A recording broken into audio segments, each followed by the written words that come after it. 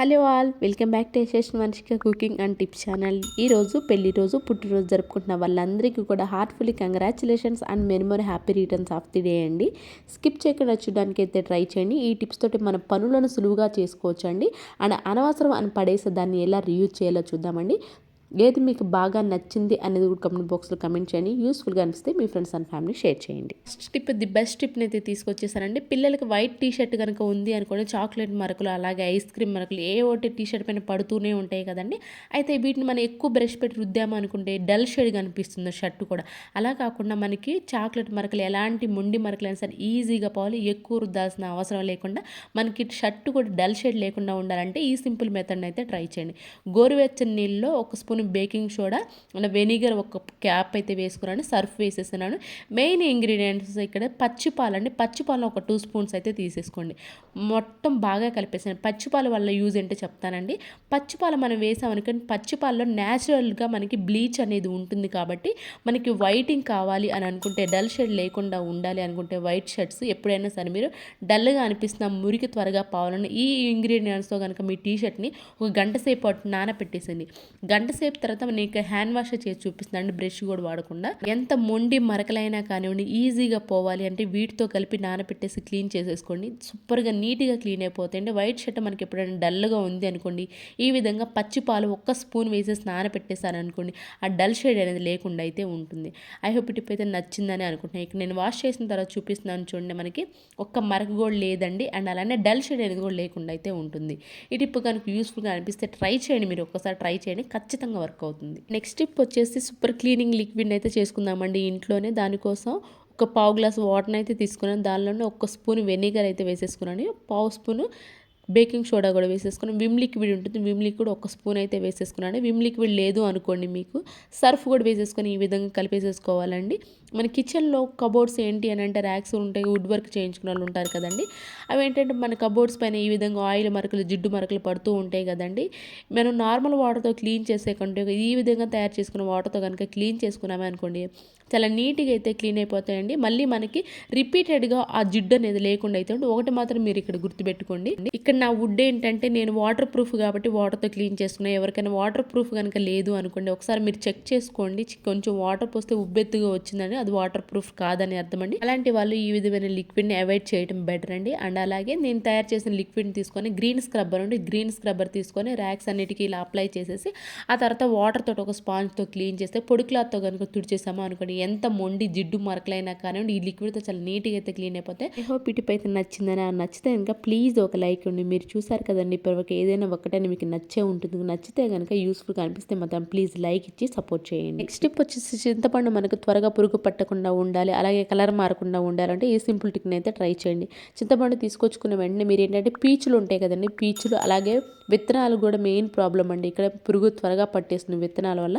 So విత్తనాలు అలాగే చిన్న చిన్న పీచులు అనేవి తీసేసి ఇలా డబ్బాలో పోసేసుకొని లేయర్గా మీకు ఎక్కువ క్వాంటిటీలో కనుక ఉంది అనుకోండి, ఒక లేయర్ వేసేసండి చింతపండు, ఒక లేయర్ మనకి ఏంటంటే రాక్ సాల్ట్ ఉంటుంది, రాక్ సాల్ట్ వేసి మళ్ళీ రాక్ సాల్ట్ వేసేసిన తర్వాత మళ్ళీ చింతపండు ఒక లేయర్, అలాగే రాక్ సాల్ట్ ఇలా లేయర్గా పెట్టుకుండా వచ్చారనుకోండి, ఈ విధంగా స్టోర్ చేసుకుంటే మనకి చింతపండు కలర్ మారదు, అట్ ద సేమ్ టైం పురుగు కూడా పట్టకుండా అయితే ఉంటుంది. నెక్స్ట్ టిప్ వచ్చి ఈ చలికాలంలో ప్రతి ఒక్కరు ఫేసెస్ ప్రాబ్లమ్ సొల్యూషన్ అయితే తీసుకొచ్చేస్తాను. దానికోసం దూది ఉంటుంది కదా, దూది పైన మనం వంటల్లో వాడుకుంటాం నూనె ఉండేది కదండి, ఆ నూనె కొంచెం వేసేసి ఈ విధంగా దూది మొత్తానికి అంటించి బాగా పట్టించేసేయండి. ఆ తర్వాత మెయిన్ డోర్స్ ఉంటాయి కదండి, మనకి డోర్స్ దగ్గర ఏంటంటే ఈ చలికాలంలో డోర్ ఓపెన్ చేసిన క్లోజ్ చేసిన సౌండ్ అనేది వస్తూ ఉంటుంది కదండి. ఈ విధంగా సౌండ్ వస్తున్నప్పుడు ఆ దూది ఉంటుంది కదండి నూనె రాసింది, ఆ నూనె రాసింది తీసుకొని వెళ్ళి మనం డోర్ దగ్గర కనుక ఆ స్క్రూల్ ఎక్కడంటే ఆ స్క్రూల్ దగ్గర కనుక రాసాము అనుకోండి, మనకి సౌండ్ అనేది రాకుండా అయితే ఉంటుంది. స్టిప్ వచ్చేసి ఊరు వెళ్ళేటప్పుడు మనం ఎక్స్ట్రా పెయిర్ కనుక చెప్పులను తీసుకువెళ్ళాలి అనుకోండి, మనం బ్యాగ్లో పెట్టుకోవాలంటే మట్టి పడుతుందని ఇబ్బందిగా ఉంటుంది కదా. అలాంటప్పుడు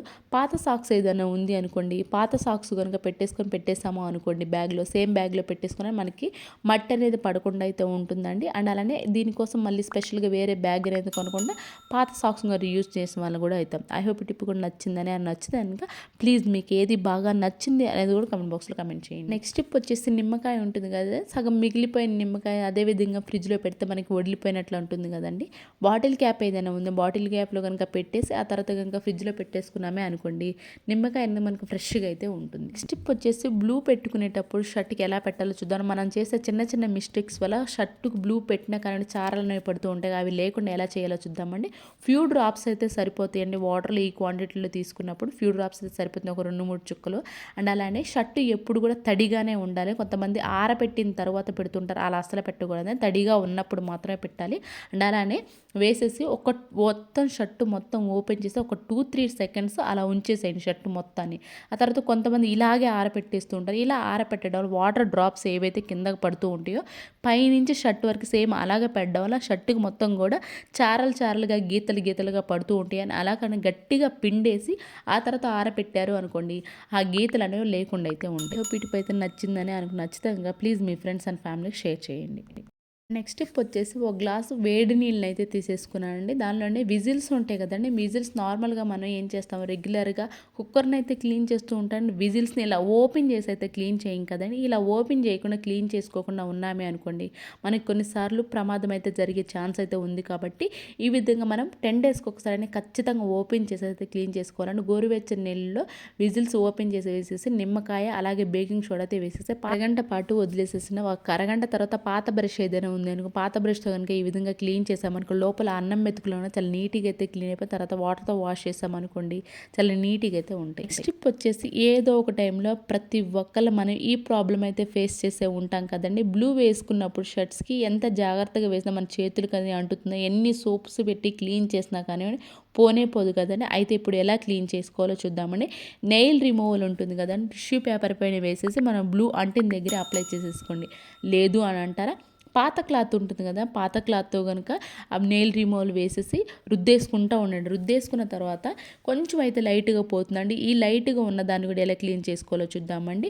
టూత్పేస్ట్ అలాగే బేకింగ్ సోడా ఉంటుంది కదా, ఈ రెండు బాగా కలిపేసేసి మనకి బ్లూ లైట్గా ఉంది కదండి చేతులకి అనేది, ఆ చేతుల పైన అప్లై చేసేసి ఒక 10 నిమిషాలు వదిలేసేసండి. వెంటనే క్లీన్ చేసుకోవద్దండి. 10 నిమిషాల తర్వాత కొంచెం కొంచెం వాటర్ వేసేసుకుంటూ మనకి హ్యాండ్ వాష్ లిక్విడ్ కనుక వేసేసుకుంటూ క్లీన్ చేసుకున్నామే అనుకోండి, మనకి బ్లూ అనేది ఉండనే ఉండదని చూపిస్తున్నాను చూడండి. నేను వాష్ చేసిన తర్వాత వాటర్ తోటి మనకి బ్లూ మార్కులు అనేవి పోవాలి అని అనుకుంటే మాత్రం ఈ సింపుల్ ట్రిక్ని అయితే ట్రై చేయండి, మీకు 100% వర్క్ అవుతుంది. స్టిప్ వచ్చేసి ఇలాంటి టీ కప్స్ ఉంటాయి కదండి, మనం రెగ్యులర్గా టీ తాగడం వల్ల కొంచెం డల్ షేడ్గా అనిపిస్తూ ఉంటుంది కదండి. ఎంత నీట్గా వాష్ చేసినా ఆ డల్ అనేది పోదు కదా. అలాంటి అప్పుడు మీరు ఒక గ్లాసు వాటర్ తీసుకొని 2 చుక్కల ఉజాలా ఉంటుంది కదండి, ఉజాలా వేసేసి బాగా కలిపేసేసేయండి. ఆ తర్వాత టీ కప్పు పావు గంట సేపు ఒక సైడు, పావు గంట ఒక సైడు, అరగంట పాటు అలా వదిలేసేసేయండి వాటర్లో. ఆ తర్వాత నేను పాత టీ కప్కి నేను ఉజాలా వేసిన టీ కప్కి డిఫరెన్స్ అయితే చూపిస్తున్నాను చూడండి. మనకి వైట్వి ఏవైనా ఉన్నాయి కొంచెం డల్గా ఉన్నాయి అనుకోండి, ఈ విధంగా ఉజాలా వాటర్లో ఒక అరగంట సేపు నానపెట్టి ఆ తర్వాత క్లీన్ చేసుకున్నారనుకోండి చాలా వైట్గా అయితే కనిపిస్తుంది. నెక్స్ట్ వచ్చేసి కూడా మనకి వాష్ బేసిన్స్ కానివ్వండి, షింకులు కానీ ఇలా వైట్ ఉంటాయి కదండి, ఇవి కూడా కొన్నిసార్లు డల్ షేడ్గా అనిపిస్తున్నప్పుడు ఉజాలా ఉంటుంది కదా, ఉజాలను కొంచెం ఫ్యూ డ్రాప్స్ అప్లై చేసేసేయండి. స్క్రబ్బర్తో కానివ్వండి, లేదు అంటారా మనకి ఏదో స్పాంజ్ కానివ్వండి టిష్యూ పేపర్తో మొత్తం షింక్ అంతా అప్లై చేసి ఒక 2-3 మినిట్స్ ఉంచేసిన తర్వాత గ్రీన్ స్క్రబ్బర్తో వాష్ చేసామనుకోండి సోప్ పెట్టేసి, మనకి వైట్ షింకులు డల్ షేడ్ అనేది లేకుండా మంచి కలర్గా వైట్గా అయితే కనిపిస్తుంది. నెక్స్ట్ టిప్ వచ్చేసి మన బాత్రూమ్ కమోడ్స్ ముఖ్యంగా ఇలాంటి వైట్ ఉంటాయి కదండి, ఇవి ఏంటి అంటే మనకు తీసుకొచ్చినప్పుడు బాగానే ఉంటాయి కదా, మన వాడగా కొంచెం ఎల్లో మరకలు పడుతూ పసుపు మరకలు పడుతూ ఉంటే మనకి వైట్ కమోడ్ కూడా డల్ షేడ్ కనిపిస్తూ ఉంటుంది కదండి. మనం ఆ ఎల్లో మరకలు పోవడానికి అండ్ అలానే వైట్ కొంచెం బ్రైట్గా కనిపించడానికి మనం ఎలాంటి కెమికల్స్ అయితే వాడుతూ ఉంటాం కదండి. ఎన్నో కాస్ట్లీ కెమికల్స్ వాడాల్సిన అవసరం ఏం లేదండి. ఇంట్లో మనకు ఒక్క ఉజాల ప్యాకెట్ చిన్నది తెచ్చుకుంటే చాలని మనం 1 ఇయర్ అయితే వస్తుంది, ఎందుకంటే ఫ్యూ డ్రాప్స్ వేస్తూ ఉంటాం కదండి. అలాంటి ఉజాలాని తీసుకొచ్చేసేసి దీనిలో బాత్రూమ్ కమోడ్లు వేసేసిన ఐస్ క్యూబ్స్ వేసేసండి ఫస్ట్. ఎందుకు అని అంటారు ఐస్ క్యూబ్స్, మనకి లోపల కూడా మనకి బ్రష్ అందినంత వరకు మనం నీట్గానే వాష్ చేస్తాం, కానీ లోపల కూడా మనకి ఎల్లో మార్కులు పడుతూ ఉన్నాయి అనుకోండి, ఈ విధంగా ఐస్ క్యూబ్స్ వేసేసి ఆ తర్వాత ఉజాలా కనుక వేసేసాము అనుకోండి లోపల ఎల్లో మరకలు కూడా పోయి మనకి ఈ విధంగా నీట్గా వైట్ అనేది మంచి బ్రైట్నింగ్ అయితే ఉంటుంది. ఉజాలాని ఎందుకు వాడాను అనేది కూడా చెప్తాను. ఉజాలాని మనం వైట్ షర్ట్స్కి వాడుతూ ఉంటాం కదండి, ఎందుకు వాడతామండి, ఎందుకు అని అంటే వైట్ షర్ట్ని ఇంకా మనకి సుపీరియర్ వైట్ అంటే ఇంకా ఉన్నదానికంటే ఇంకా వైట్ని ఎక్కువ కావాలని వాడుతూ ఉంటాం కదండి.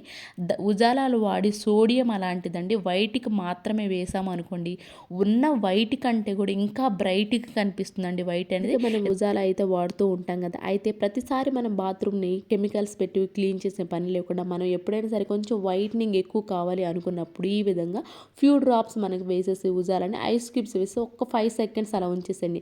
ఆ తర్వాత బ్రష్‌తో వాష్ చేసుకున్నామని చాలా నీట్‌గా అయితే క్లీన్ అయిపోతే మంచి షైనింగ్ అయితే ఉంటే అట్ ద సేమ్ యెల్లో మార్కులు అయితే లేకుండా అయితే కెమికల్స్ లేకుండా ఈ టిప్ ట్రై చేయండి. మీకు ఖచ్చితంగా 100% అయితే వర్క్ అవుతుంది. ఇవేనండి ఈరోజు టిప్స్, ట్రిక్స్. ఈ టిప్స్ అన్ని ఒకసారి ట్రై చేయండి. మీకు ఖచ్చితంగా వర్క్ అవుతాయి. లైక్ చేయండి, షేర్ చేయండి, సబ్స్క్రైబ్ చేసుకోవడం మాత్రం అసలు మర్చిపోకండి. రేపటి వీడియోలో మంచి మంచి టిప్స్ మళ్ళీ మీ ముందుకు వస్తాను. అంతవరకు మీ అందరూ హ్యాపీగా ఉన్న హార్ట్ఫుల్గా అయితే కోరుకోండి. Thank you so much for your watch.